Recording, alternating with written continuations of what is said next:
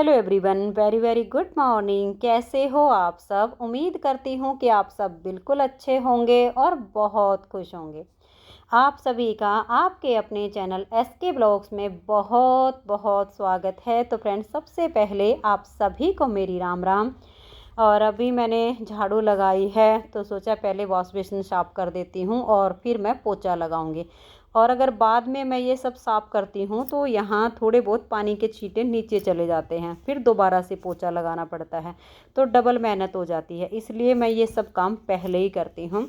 और सच बताऊँ तो आज सुबह मैं काफ़ी लेट उठी और उठते ही एकदम से मेरा दिमाग घूम गया था कि इतनी लेट उठी हूँ और इतना सारा मुझे काम कंप्लीट करना है, कैसे हो पाएगा? कोई भी काम ढंग से नहीं हो पाएगा, क्योंकि अगर सुबह थोड़ा सा जल्दी उठ जाते हैं तो काम अच्छे से कंप्लीट हो जाता है, और अगर हम लेट उठते हैं तो फिर काम को मैनेज करना बहुत मुश्किल हो जाता है। वैसे मैं सुबह 4 बजे उठी थी सासू माँ को पानी पिलाने के लिए, और फिर मैं लेट गई और फिर मुझे नींद भी नहीं आई। 5 बजे जाके मेरी आंख लगी, और फिर आंख लगी तो ऐसी गहरी नींद आई कि मेरी फिर 7 बजे जाकर आंख खुले। और उठते ही मेरा दिमाग घूम गया कि इतने सारे काम अब अकेले कैसे कंप्लीट करूँगी। और सच बताऊं, फिर मुझे काफ़ी पछतावा भी हुआ कि इससे अच्छा तो मैं सोती नहीं और उठ के अपना काम लग जाती, मशीन लगा देती, दिन निकलने से पहले कपड़े धुल जाते, झाड़ू पोछा हो जाता, तो कितना अच्छा होता। और थोड़ी सी नींद के चक्कर में सब काम खराब कर लिया मैंने। लेकिन होता है कभी कभी शरीर में आलस हो जाता है ना, कि उठने का मन नहीं करता है। आज वही हालत मेरी हो गई थी। लेकिन फिर ये था कि भाग भाग के जल्दी जल्दी सारे काम कंप्लीट करने पड़े। 1 मिनट का भी मैंने बीच में ब्रेक नहीं लिया। और अभी तो मैं पोछा लगा रही हूँ। सासू माँ को नहीं नहलाया है, अभी उनको नहलाऊंगी।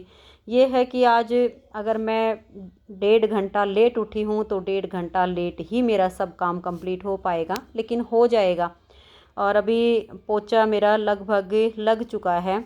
इस वाले रूम में पोछा लगाने के बाद सिर्फ मतलब किचन बची हुई है और सब काम कंप्लीट हो गया। तो सारा काम करके और अभी सासू माँ को नहला के लाई हूँ। और ये मेरी सासू माँ की बहन है, मेरी सासू माँ से 3 साल छोटी है।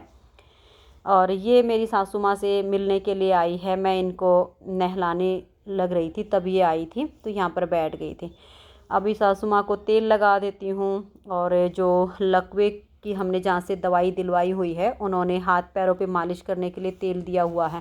अभी हॉस्पिटल में रही तो वहाँ तो एक दिन ही मालिश हो पाई थी, बाकी के दिन इनके हाथ पैरों पे मालिश नहीं हो पाई थी। बाकी आज इनको चला के हमने देखा था, बाहर बालकनी में भी बिठाया था और वहाँ से फिर अंदर भी मैं लेके आई थी। काफ़ी अच्छी तरह से चल रही है, पैर में काफ़ी मजबूती आ गई है, अच्छे से पैर टिक रहा है। लेकिन अब जैसे 11 दिन तो हॉस्पिटल में रही तो अंदर से काफ़ी थकान महसूस कर रही है, एक वीकनेस आ गई है। बाकी जो लकवे की प्रॉब्लम है वो तो काफ़ी हद तक ठीक हो चुकी है। फिर अब ये है कि जब तक इनकी दवाइयाँ चल रही हैं, मालिश वाला तेल डॉक्टर ने दिया हुआ है, ये सब चलता है, तब तक तो इस तरह से मालिश तो मैं करूँगी ही, ताकि थोड़ी सी और इनके पैर में मजबूती आ जाए, ये चलने फिरने लग जाए। और एक जगह बिस्तर में पड़े पड़े तो वैसे ही बिस्तर खा लेता है। और मेरी सासू माँ को डेली नहाने की हैबिट है, चाहे कितनी भी कड़ाके की ठंड क्यों ना पड़ती हो, ये बिना नहाए नहीं रह सकती है। हॉस्पिटल में थी तो एक मजबूरी थी कि वहाँ तो भाई रोज़ रोज़ नहीं नहाने का इनका काम बन पाया था। लेकिन अब घर आ गई है, जैसे कल लेके आए थे तो आते ही इनको सबसे पहले नहला दिया था। और अब सुबह मैंने इनको नहला दिया है, मालिश कर देती हूँ। और ये अपनी बहन से बात कर रही है, काफ़ी खुश हो रही है। और एक बहन का दूसरी बहन से प्रेम तो होता ही है। और ये जो हमारी मौसी जी आई हुई हैं, इनका बेटा यहाँ सोनीपत में रहता है, ये उनके पास आई हुई है। वैसे गांव में रहती है, 2 बेटे इनके गांव में हैं, तो वहीं पे रहती है। ये कहती है कि शहर में मेरा मन नहीं लगता है, यहाँ पे तो पता नहीं दम घुटता है मेरा। और गांव में काफ़ी खुला खुला एरिया होता है ना, तो वहाँ पे मेरा मन लगता है, यहाँ मैं नहीं रह पाती हूँ। तो कह रही थी मैं आज ही जाऊँगी गांव में, सोचा कि बहन से मिल लेती हूँ, हाल चाल पूछ लेती हूँ। वैसे ये भी काफ़ी बीमार ही रहती हैं। मैं तो बोल रही थी कि मौसी जी अब आए हो तो आप 2-4 दिन रुक जाओ, माँ जी के पास और यहाँ पर बैठो। तो कह रही कि नहीं बेटा, मैं तो खुद भी बीमार रहती हूँ और तुम्हारे पास तो पहले से ही एक बीमार है, दो दो को कैसे संभालोगी। तो मैं हंस रही थी कि कोई बात नहीं मौसी जी, जहाँ पर इनको संभालूंगी आपको भी संभाल दूंगी, कोई दिक्कत नहीं है, आप रुक जाओ। तो फिर भी कहने लगी कि नहीं बेटा, मैं 2-4 घंटे रुक के और जाऊंगी, ज़्यादा देर मैं कहीं भी नहीं रुक पाती हूँ, मेरा मन नहीं लगता है। और अभी सासू माँ की तेल मालिश करने के बाद आई हूँ कि पहले मशीन लगा देती हूँ, क्योंकि कपड़े भी काफ़ी सारे मैले हो गए हैं। और वैसे अभी कपड़े धुलेंगे तो नहीं, किचन के काम से जब मैं फ्री हो जाऊँगी तब बाद में ही कपड़े धोऊँगी। लेकिन फिर सोचा कि चलो जितने भी वाइट वाले कपड़े हैं इनको मैं मशीन में डाल के और मशीन को चालू कर देती हूँ। तो इसमें मैं 40 मिनट का टाइम सेट कर दूँगी, काफ़ी मैले हो रहे हैं वाइट वाले कपड़े, तो ये धुल जाएंगे। और फिर जब मैं किचन के काम से फ्री हो जाऊँगी ना, तो बाद में सारे कपड़े मैं धो के सुखा दूँगी। इसलिए आ गई थी कि पहले मशीन लगा देती हूँ। तो मशीन में पानी भर दिया है और अभी सर्फ़ डाल के मशीन को चालू कर देती हूँ। फिर नहा धो के और किचन में आऊँगी, खाना बनाने की तैयारी करूँगी।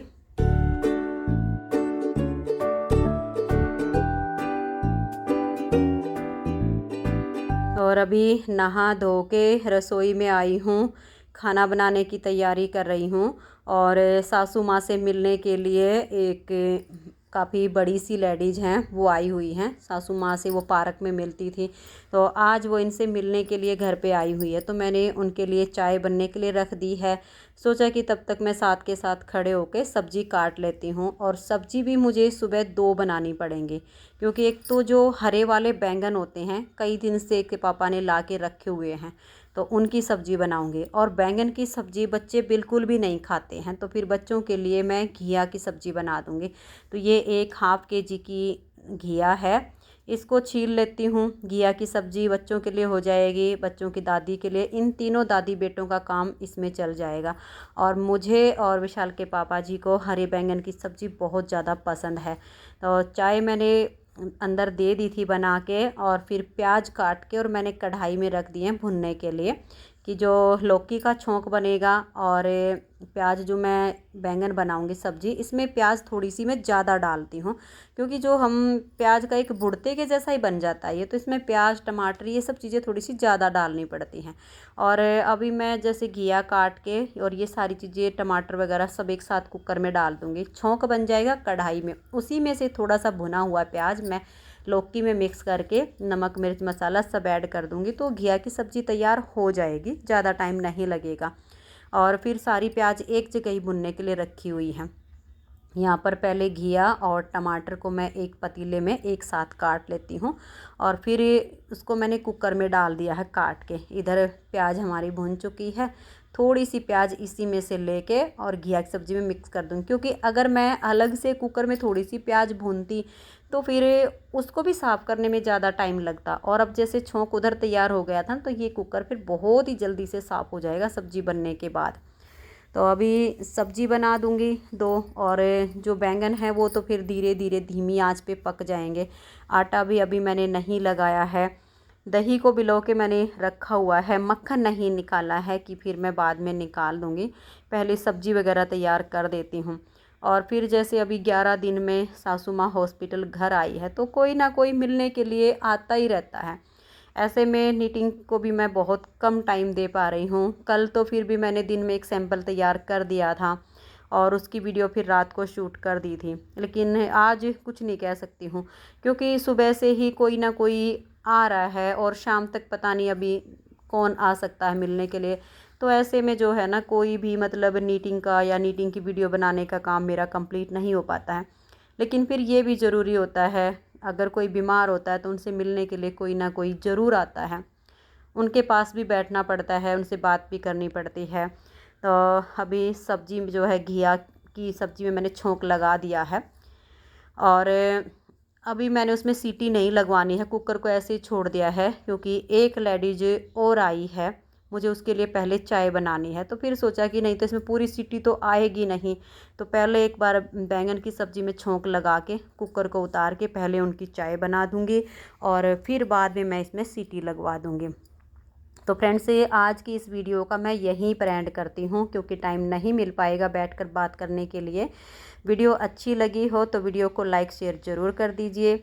मिलते हैं नेक्स्ट वीडियो में, तब तक के लिए आप सभी को मेरा प्यार भरा नमस्कार। राधा स्वामी, राधे राधे, जय श्री राधे, बाय बाय।